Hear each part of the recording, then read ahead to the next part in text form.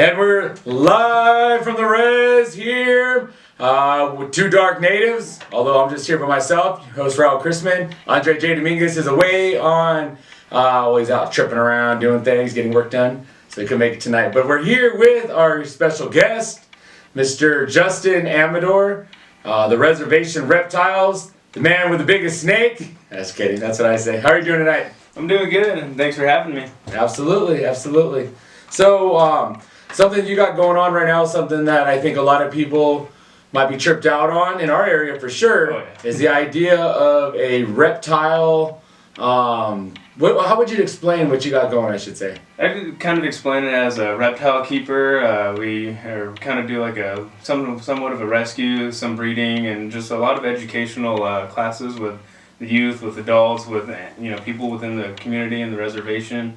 This year, past summer, we actually did attended the VA House cultural gathering with the snakes, and it was good seeing people from different ages, from infants to the elders coming in, holding snakes. Some never even held a snake or been that close to a snake in their lives, because there's kind of a stigma within our community that snakes are bad, but snakes are actually really good.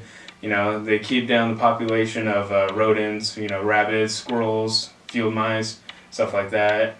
And then there's also the non-venomous, like the gopher snakes and king snakes that eat the rattlesnakes too.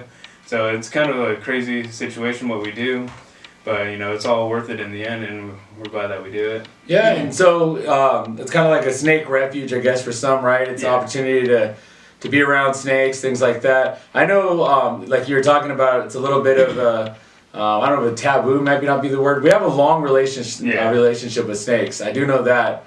I mean, when you think about even our creation story, we talk about a serpent-like thing, a snake, it will. It was described as such, right? Came in and that was what kind of brought early knowledge to our people. We're talking about in the ancient times. And so it's in our creation story, the snake. Oh, yeah. Down here in Southern California, we have the gourd rattle. The sound effect it makes, that most tribes that sing the bird say that that's where that sound effect came from. The early construction of like the turtle rattles and the regular gourd rattles come from the sound effect that a rattlesnake makes.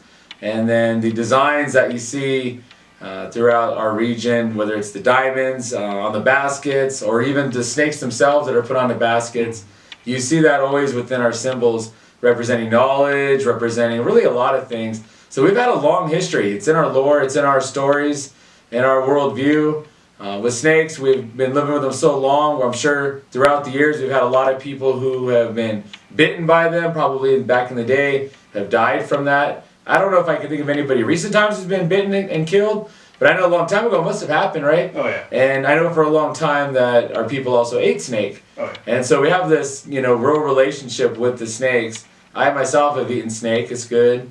Now, I guess, most of the time you see snakes, it's like, we're so close to the border, it's like on somebody's boots, they matching the boots to the hatband, to the belt buckle, to the belt, and you're like, whoa. So yeah, we definitely have like a long relationship with rattlesnakes for sure. Oh yeah. And so that's cool though to see somebody in our community bringing that back. How did you get into wanting to deal with reptiles? Besides, like, I know when I was a kid, like everybody's like, I want to check out the snake book or something. But what brought you into dealing with reptiles? Honestly, it's just the fascination with them. When I was a kid, when we go to the zoo or go to the pet store, that's one of the things that I always look at and wanted to see first would be the snakes, and especially like the large anacondas, the rattlesnakes, the vipers, all the different species, and I was always fascinated by them. And then as I got older, I wasn't allowed to have snakes, but my first reptile I got, I was 15, 16 years old, was an iguana. I actually had two of them. One I got at a pet store in La Mesa that's no longer there, and another I got from a friend of my mom. And the first one I got was maybe about 4 feet, maybe 3 at the max, and then the next one I got was almost 6 foot, and head was that big, and it was really long. I think I used to carry it around, bring it to the rec center, and show all the kids and stuff like that. And then when I joined the military, I had to rehome them, and I gave them to a reptile sanctuary that I can't remember where, but it's somewhere here. And I wish I remembered the name so I could see if they still have them, how they're doing, or what happened to them. because they should still be alive, because some reptiles, especially the longer lizards, can live up to 20 years or longer if that, so. But then I got my first ball python snake when I was stationed in Missouri. We were just at the pet store one day grabbing dog food and stuff, or cat food, something, and I seen it, and I was just like, yep, we're getting that. And I actually have it here. Do you want me to pull it out, or do you want to wait for later? Excuse me while I whip this out. Yeah, let's see what you got. What do you got? What is it, a ball python, you said? Yes. Now, I know a long time ago I used to be told, like, don't look at a snake in the eyes. They'll do the old Mowgli on him. Like a Jungle Book, when Mowgli looks at the snake's eyes, the next thing you know, he's doing the whole thing. They say, like, they'll hypnotize you a little bit. Yeah. Oh my God, that thing's alive. That's real. Yeah, this one. Oh my God. What is that again? This is a ball python. Okay, that's like real, like, when kids draw snakes, that's what they draw right there, right? Oh, yeah. Yeah, they're called ball pythons because when they feel threatened, they kind of roll themselves into a ball, and they can condense themselves, and it's kind of just a way to hide. But they're also called African royal pythons because that's kind of where they're from, the northern part of Africa, I believe.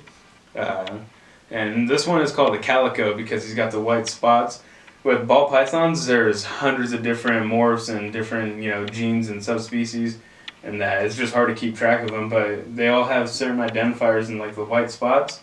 It's called a calico or a sugar, and he's darker than a regular ball python, and the patterns are always different. We've had many different ball pythons that we've rescued and rehomed, but this one will always stay with us. And he's about 5 years old now, and he eats medium-sized rats, and we get those from a friend of ours, or if she doesn't have any, then we get them from pet stores all over San Diego County. But we used to breed our own rats, but with work and conflicting schedules, it was just too hard to maintain. So when I look at that, you know what I see right off the bat, which is weird. I look beyond the colors of it, and I see the golden ratio. Yeah. You know what I mean? I see all the little mini diamonds that go around the body. Yeah. It's really an attractive animal. And I'm sure, like, as I look at the spottings, I don't know if that's what you call them. It looks like camouflage. I'm sure it's kind of like where camouflage comes from, right? Oh yeah. Maybe. Yeah, they're kind of like evolutionized themselves to kind of blend in with their surroundings. Yeah. But you don't see like the crazy morphs like the albinos out in the wild as you see these ones, because the ones that have the different genes. Yeah, I've seen like the white ones. Yeah. There's like real bright, or the yellow ones, I think. Exactly. Yeah, those are albinos, and those are albinos. So that's not very common then. It's in the wild, because they get their high visibility. They're they're preyed upon real easy because they're more spotted. These guys, it's nervous right now. It's balling itself up, huh? Yeah, a little bit. Yeah, it's just kind of trying to find out where where to go, but yes, but. In the wild, you won't see many of them. If you do see them, in certain cultures, it's kind of like an omen, maybe you would say. Oh yeah. And so, because it's so rare to see them out there like that. Yeah, like in our area, you see like an owl during the day. You're supposed to see those at night. That means stuff to different families. See a coyote during the day. It's weird. I guess if you've seen a albino snake in those regions, they must have their own ideas what that means to them. Yeah. Like some of them, like one of the snakes that we got from a friend, his family or his wife's family's from the Philippines, and they wouldn't even look at the snake when we were there. And so it's telling you, they'll hypnotize you, man. Next thing you know, you're doing the whole walking like an Egyptian, looking around. Is that snake edible? That's a weird question, I know. All snakes are edible, yeah. All snakes are edible? Yeah. But you may not survive. If it came down to it, I wouldn't mind eating a snake. I've had rattlesnake before. Yeah. I know in some cultures they have, Burmese pythons, they eat them, and reticulated pythons, and down in Florida, I don't know if they actually eat them, but I know they hunt the Burmese python because they're an invasive species. We have some of those at the house too, but they're kind of in shed right now, and when they're about to shed, and their eyes gloss over and they can't see too well. Okay. And it's hard for them to, use their heat sensors too, and they're more aggressive. So when they're like that, we kind of leave them alone. I think that's why one bit me the other day, but... You got bit on your hand or something? Yeah, I got bit on my hand. I see it a little probably bit. Hard to see it now. You can't really see out there, guys, but he's got a little slice on there, a little cut line. Little pinholes kind of all around my palm. It didn't really hurt too bad. It's just kind of the more shock and awe value of it mostly. But they used to say if you got bit by a snake, then you wouldn't be able to grow stuff very good. There went your green thumb. Yeah. That's what our people used to say. I don't know. I'm sure other areas have different things, but Oh yeah. I don't know if you're out trying to grow stuff anyway, so you're probably okay. We grew some pumpkins this year for Halloween. You're not growing that legalized in California stuff yet, huh? No, I'm kidding. What is that? But yeah, and then also with the belly too, if you that's see real it, the attractive. brown spotting, a lot of people say that's indicators that it has a different I guess traits like it's heterozygous for could be albino, could be who knows, because when we got this guy we didn't really know too much about snakes at the time. We just knew that we wanted it, and then after about a couple months of doing research, we found a lot of different morphs. And there's a lot of morphs that aren't actually compatible, and there's some that are in the European states that are banned from being breeding because they've inbred them so much in that in crossbreeding, and like there's some of them that have head wobbles. We have one that's like that right now too. What does that mean? Like its head will keep wobbling? Yeah, really? head will. And that's it, like a deformity or something, or a disability? Yeah, it's a disability, and we don't want to breed her, and we rescued her from. Found her on a Craigslist ad, and the lady said that she never held on it, and it was just too aggressive. And when I picked it up, it was striking at me, and every time we'd walk by its enclosure, it'd strike at the enclosure. But after holding it for 2-3 times a week, for about 10-15 minutes, finally calmed down, and we used her as one of our educational snakes when we can go to programs and stuff like that. And this one too, just because of how friendly it is. And just because, they're friendly doesn't mean that they won't bite. Every snake, has a tendency to bite. I didn't expect to get bit the other day, but, I always know going in that I have the chance to get bit. Sure. Well, I mean, dogs bite, cats bite, humans bite. Exactly. I mean, you try not to get bit by it, but they do, And so I got to share a story about snakes as we're talking about like seeing them and catch them and all that. Oh, yeah. I remember when I was a kid, and people don't believe this, but it's 100% true. I put it on everything. But I swear when I was like 10 years old, I used to want a snake. Actually, I was in 3rd grade, so 9, 10, something like that. I really wanted a snake real bad. And we had a classroom snake. And so I went out to the, and like I sat in the back of the room, right? And I remember like, that's probably why I've never been too good at math. Because in college I was good at math, but like I wasn't good in high school. Yeah. And I think it's because I missed steps. Because that year we were doing a lot of it's like that year you kind of step up your math game from to kind of like the pre-algebra wannabe multiple, whatever. I don't know. All I know is I sat in the back of the room and there was a snake right there, and I would sit like there half of the day and just stare at the snake and check it out. Oh, it's cool. And the teacher would be talking about something about math. I don't know what, because I wasn't paying attention, right? So I'm sitting there and so I asked my parents, said, hey, can I get a snake? And my dad's like, no, you ain't get no snake. And I was like, but why not? Come on, we don't want a snake. And my mom was like, no, you got to feed them, they're expensive and all that kind of stuff. And so I kind of in my mind said, well, my mom didn't say no. She said they were a lot of work and expensive and all that. My dad was like, he wasn't going to buy one. He didn't say I couldn't have one. He said he wasn't going to buy me one. So I thought, well, if I get my own snake, I'll be all right. And so I remember I went to school. It was like literally the next day I went to school, or maybe a couple of days later. And I got home after school and I got off the bus. And oh my God, it was like the luckiest day ever. Because as the bus went up and came back down, there was a snake in the middle of the road. I was like, what the heck, dude? Here's my big chance. Free snake on the road. So I go out and I run in the house real quick, and I got like a little stick, and I got like a box, like a cardboard box. And I thought, well, if I could get the stick and throw it in the box, I can keep it. Yeah. So I go back out, and the snake's still on the road, mind you, right in the middle of the road. So I run out, and I got the snake, and I throw the box to the side, and I'm trying to usher the snake in with a stick, and the snake won't go in. I'm like, what the heck? So I'm like trying to really usher the snake.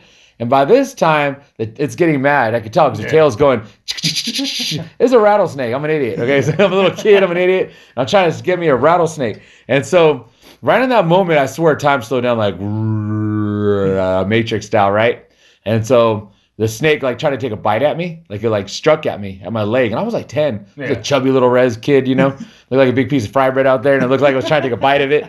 And I was in one motion, dude. I turned from chubby res kid, I turned from Filbert to Powell Highway, like the little kid on smoke signals or whatever. But I turned from that to Bruce Lee, and my foot did a little switch kick. Bad! I kicked that snake right on top of its head. I didn't kick it. I just threw my foot right on top of its head, and I had it pinned down. I had it pinned. My foot was on top of its head, and then the body started going crazy. So I grabbed the tail of the snake. It was a rattlesnake. And I remember like shaking it, like, shh. I was like, what the heck? And I was a little kid. I was like, oh man. And at this point, I was like, what am I supposed to do? You know, like, and then I'm in the middle of the road too. I can't stand here forever. You get hit by a car. So, and the snake was angry. So I had all my weight on its head. And it was like trying to, and I remember at one point, like I let it go on actually, like it slid out and it started to want to wrap around my leg. So I reached down and unwrapped it real quick and I grabbed it and I had the snake. And I remember in one motion, and people don't believe it, but it's 100% true. I turned my hand upside like that, and in one motion I let go of my foot and I just pulled that snake out like Indiana Jones style. Yeah, I did a little bit of a swing and popped it on the road. Then I felt bad because like I did it twice. Boom, boom. And like time came back to normal. And I was like, oh my God, you almost got bit by a rattlesnake. And then I was like, dude, like this is the snake I wanted to keep as a pet. And now the snake's dead. And I have the snake and I'm like, oh, dude. But it was still cool to look at. So I threw it in the box, took it in back. We had an old fish aquarium. I threw it in there and put a board over it, you know, like threw some plants in there. I don't know what I was doing. Yeah. Just being an idiot. My parents are home at the moment. But anyways, I went back there and I had it there and I was just kind of like, oh, it's a cool snake, you know, like pretend. Because it was dead. I just knocked this thing out. But what I didn't know, you know, I went back inside, started watching some, I don't know, whatever I used to, G.I. Joe or whatever was on TV at the moment. And then, which learning is half the battle because my mom got home, said, Mom, I got a snake. And she's like, what? So I took her outside and I showed her, and this thing wasn't dead, dude. I must have knocked it out because the snake was like, it was like hitting the glass. Yeah. And it was like spitting at the glass. And I was like, oh no, dude, this thing's pissed. And like, we were like, well, we can't let it go now. We let it out. Like, it's going to get one of us. So I remember my mom goes, well, your dad, you know, he was a firefighter. So he'd work like a few days on, a few days off. He gets off tomorrow. We'll wait till he gets back and we'll see what he says to do. You know, we didn't have nobody like you. We could call and be like, hey, we got a reptile. Come grab it. You know, the crazy rattlesnake trying to bite somebody. So, so the next morning he got there early and I remember got up, went outside and the snake was gone. The thing had knocked itself off and the glass was broken and the snake was gone. And I remember like, my dad looked at me, he said something along the lines like, we better watch out, snake's gonna be looking for you. I remember going like, oh no, man. I just thought like, because I used to always hear like snakes go in pairs or I don't know if that's true, but like, so I always thought if I knocked out one, the snake homie, whoever the homie's, you know, snake, oh, he's got my homie in there. Probably was sitting there watching me, watching me through the bush going, he's got me, you know, we're going to get him out. And now he got out into the bush. They're probably watching me walk around and be like, I'm going to get that dude. I'm going to get him in the ankle. But yeah, I caught a snake like that when I was like 10. So I personally was never afraid of snakes. You know, I'd walk right up to them and, you know, I don't recommend that. Because sometimes they're not gophers, they're rattlesnakes. And a gopher you can pick up, right? You can, yeah. They will bite because they are wild, so they're not, you know, domesticated like these ones are. You gotta be quick. Yeah, you gotta be quick. But, I mean, we've caught gopher snakes at the house before, picked them up and put them in our enclosures for a couple days, maybe give them a rat or two. You know, just kind of feed them and then send them on their way. But, you know, like if we see one on the side of the road, we'll, you know, try to at least move it off, even if it's alive or dead, you know, just kind of, you know, for the respect of the animal.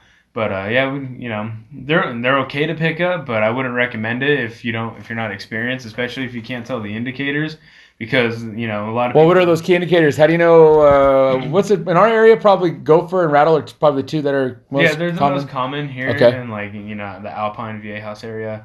They look very similar, but it's just all about the head. And you know, the head on a rattlesnake is more of like the spade or shovel shape. And the gopher is kind of more of like it kind of looks like it, but it's not as wide, I guess, and the neck is also like I don't know, the whole body's a neck basically, but you know, just you know, right at the base of the head, you can kind of tell, and then just like the coloration, I always think that you know the rattlesnake has more of the diamond and like you know more pixelated than the gopher. The gopher kind of has like you know the square pattern on their bodies, kind of like a checkered almost. And obviously the rattlers are huge indicators. When they're babies, they're kind of hard to tell. So it's best to just leave them alone when they're babies. You know, it doesn't matter if gopher, rattle. But if you can, just, you know, so if you call a fire department, they will come and, you know, move it away, or Humane Society, or, you know, there's a lot of... me and my wife Sarah, we're part of the San Diego Reptile Keepers, and there's, you know, members of it all over San Diego County. And, you know, a lot of them, you know, are willing to come in, you know, if they can, and remove the snake, you know, whether it's, you know, venomous or not, gopher, rattle, king snake, you know, whatever kind of snake it is, you know, they could come and get, you know, rescue it for you and get it out of there, and then, you know, put it in an area where, you know, there's not a lot of people and, you know, they can thrive. And there's some species of rattlesnake in San Diego, in California too, that are protected species. Red Western Diamondback is, it's beautiful snake, and you shouldn't kill them. You shouldn't kill any snake because they have a purpose. They keep a lot of the wildlife down. The squirrels that chew up people's cars and stuff like that. Yeah.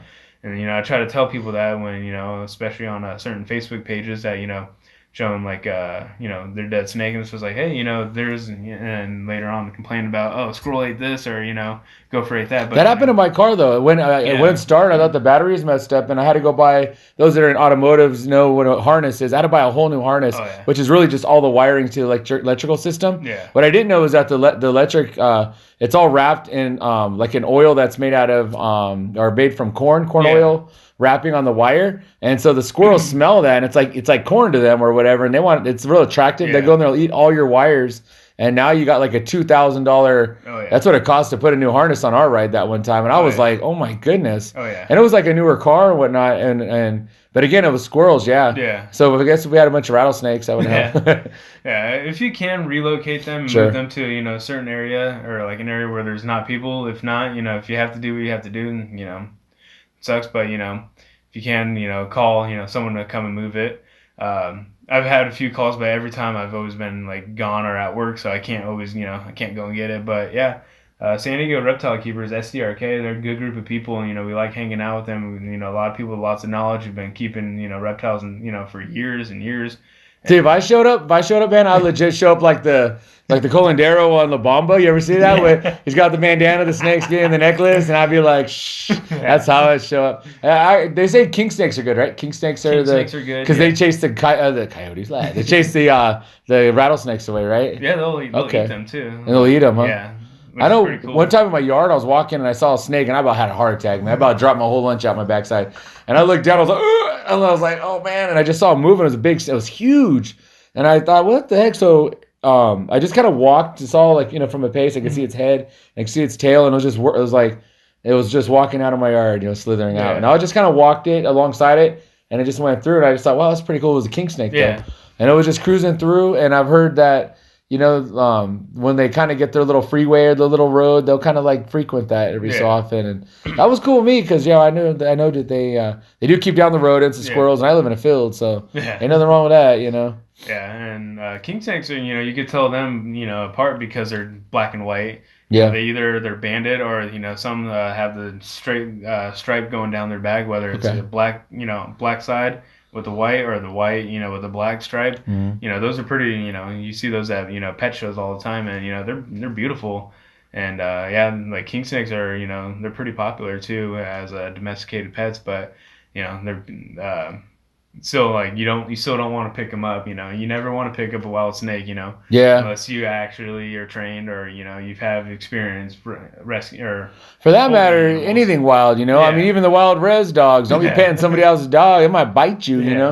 I mean, I've seen it. What else? So you must find this whole process pretty therapeutic, I imagine, huh? Oh yeah. I mean, by the way, as we talk about that side of things, like a little while ago was Veterans Day. Happy Veterans Day. Happy belated Veterans Day. I know that you served in the military in Afghanistan, the United States Army.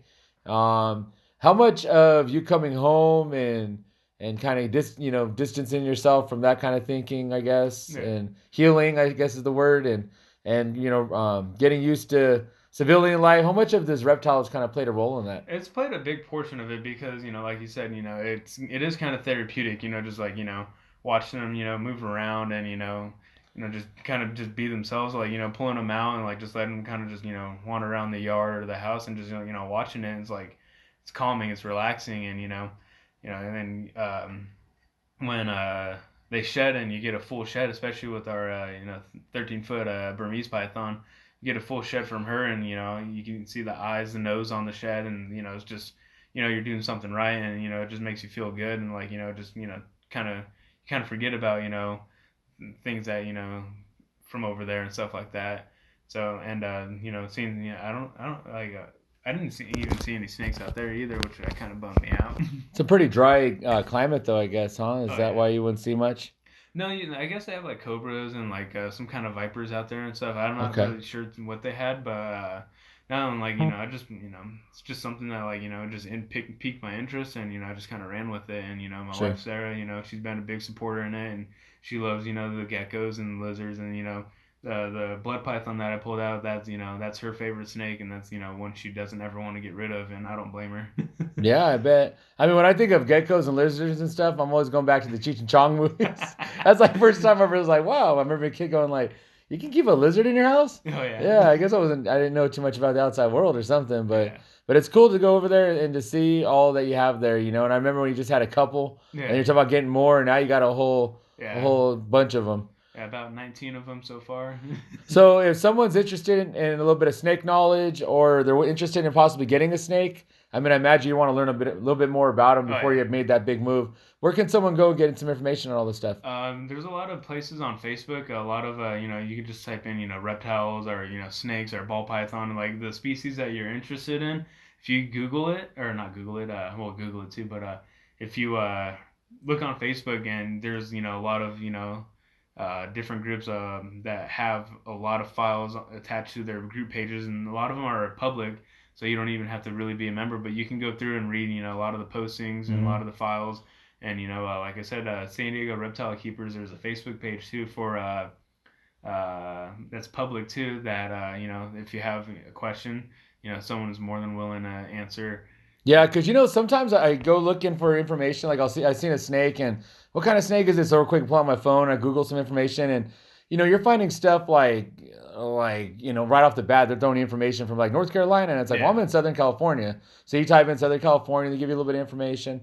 So I guess that would be to me, it sounds like that'd be very helpful to say, like, in your own city or your own region, if there's some kind of information source like that, because they're going to know the snakes of your area. They're going to know if the snakes do well there, all that kind of stuff. How about you, man? How do you get a hold of you? We have our Facebook and Instagram at Reservation Reptiles, and that's our main pages where we if you have any questions or comments, give us a like, share, or message, anything, really. If it's whether you found one, or you're not sure of what species it is, if if you want to know about it, where to get one, if we know where to get them, who to get them from, good breeders, good people to get them from. If you can buy locally, a lot of big pet stores are not the best places to get them, but if you do happen to get one from there, that's cool too. And I'm going to throw you a plug this way too, to say, if you have any kind of gatherings, cultural gatherings or educational gatherings, or like, any Indian centers or something, are looking for something a little bit different to show the kids, or like, I just know the events that I've seen you guys go to and display, like, it's a huge hit, man. Like, all the kids are over there looking at them, they're learning things. And it's not just about like, oh, there's a cool snake, but there's a lot of education as to like, take care, have respect, to the animals and to the reptiles, and a lot of that kind of information, which I think is real important for our kids. The more they're on that technology, the less they're outside, the less they're interacting with nature. So to see an animal, to hold it and to say, no, you treat that with respect. It may be different than what you used to, but you treat it with respect. So you guys got to hit up Reservation Reptiles to have them come out to a party or something. I think that's pretty cool, man. Yeah, we're available on a lot of the weekends. And just we don't really charge anything for anything. We do it because we generally enjoy doing it. We like seeing people's faces. We like helping people overcome their fears or their stigmas of reptiles and lizards, because a lot of the people just aren't used to it, and it's still it's a new thing, to like, especially with like you said, our people, and so just we're willing to come, even if you just want to come over and just hold one or just look at it up close, like, we're more than willing to accommodate. I'll make sure to get over there and hold your snake. Now, all jokes aside, Justin and Sarah both native from here, this reservation, and so all native owned and operated, all that kind of stuff, and veteran owned, family owned. Man, you're hitting from all sides. But anyways, with that, I just want to say thank you for being here. Thank you for having me. We're gonna have to do this again, man. Next time, you bring some lizards out. We'll bring some other stuff and bring the bigger ones. Yeah, and I'll try to hold it. This show, I was say give me a little next time maybe. But I do got to do the Britney Spears. I know Andre. We got him on the. Did you see that? We took the picture and we put it on the Instagram and the Facebook. And we said who wore it better. It was him. And then we had the Britney Spears. Oh man, that was good. All right, man. You take it easy. Have a good night, everybody. Thank you. In your womb.